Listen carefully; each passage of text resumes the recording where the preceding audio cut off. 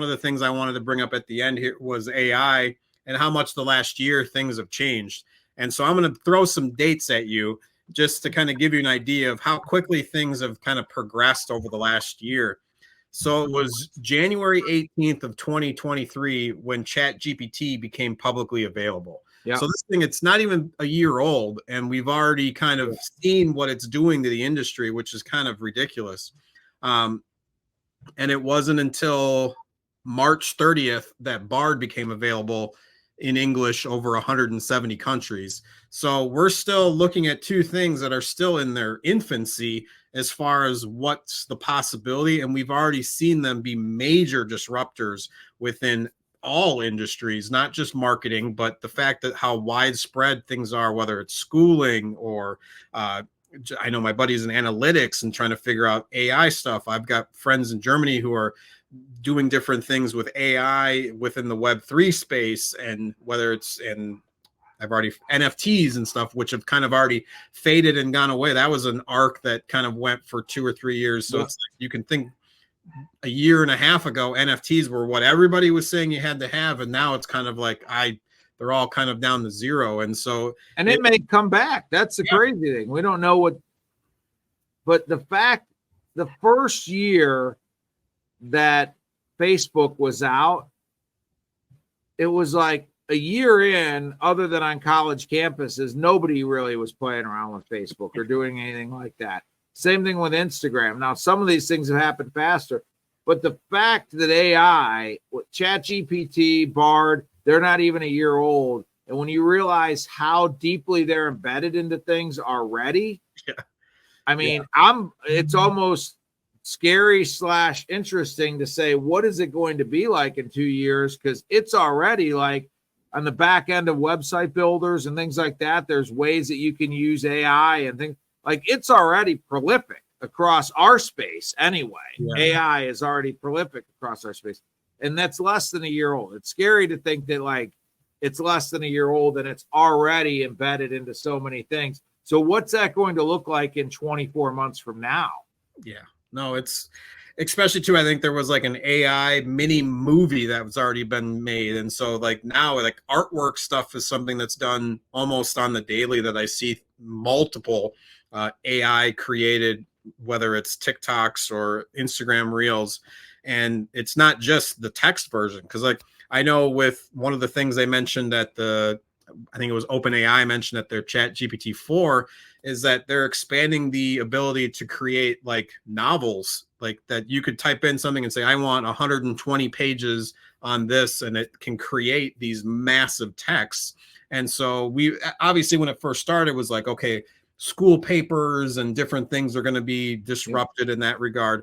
But just the fact I use on a daily basis, whether it's creating a post and then kind of tweak different things, or I know for one of my clients, I usually use it for like a headline for an article. It's like, how can I kind of take this whole thing and kind of just create like a natural, like give me 5 different title ideas, and then I kind of pick through those and tweak it. So it's just the fact that it's almost a daily thing now, and I didn't have this a year ago, and it's a tool.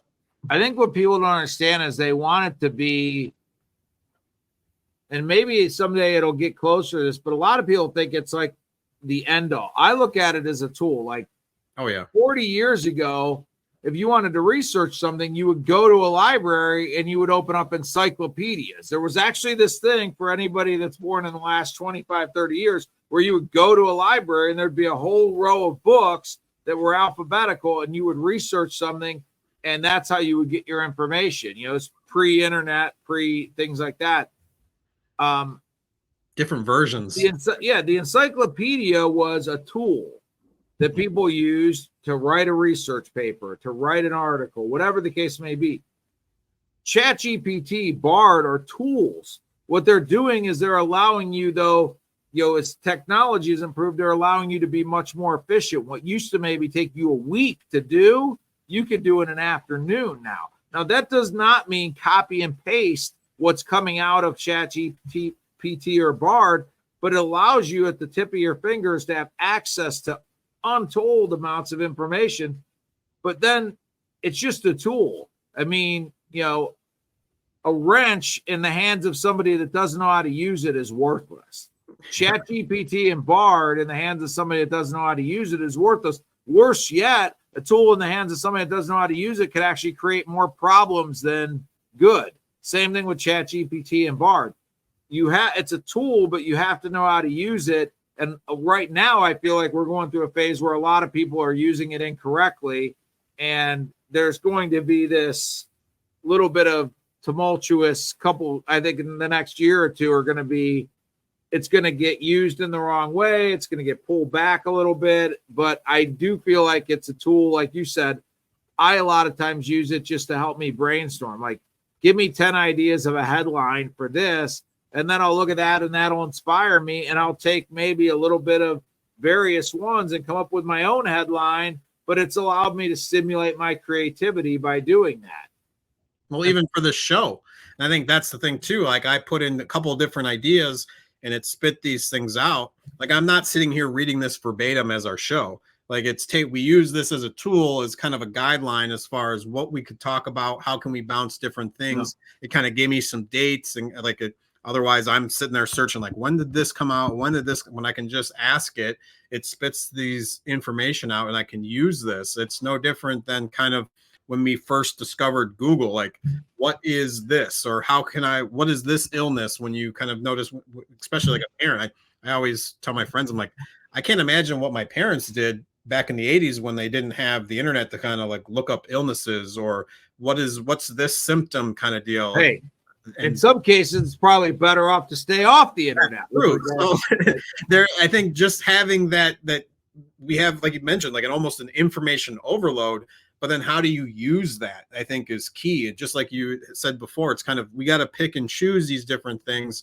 And just like pulling this as a tool, I have all this information, but I'm not just sitting here reading this, like kind of going through the motions when, hey, we can take pieces of this, put this into work, and how we can discuss this on here, whether it's no different than taking something for a social media post or for an article. How can you take this and, like you said, inspire yourself, gives you different ideas that maybe you didn't think of. And it's like, I think that's kind of where this can come into play that can be helpful, is it can kind of fill in the blanks that you might not, that you kind of stumble over or can't figure out, and like, oh yeah, there's this. And then you can kind of create your own kind of article or whatever it might be, content. Yeah, no, I think it's, again, I'll go back to the tool analogy and use a Gary Vee analogy, which is, I think, a really strong. What's the value? What's the value of a basketball in my hands? An NBA, the same ones they use in the NBA. What's the value of that basketball in my hands? What, $150 or something for an actual NBA game ball? Like $150. That's the value of it in my hands, because I'm not, I've played basketball a little bit, but I'm not that great of a basketball player. There's no value. What's the value of a basketball in Michael Jordan's hands? $1 billion. Because it's a tool that he knows how to use. He's used to make $1 billion. My point is, like, the tool is only going to be as valuable as your ability to use the tool. I can't use a basketball to make $1 billion, but Michael Jordan did.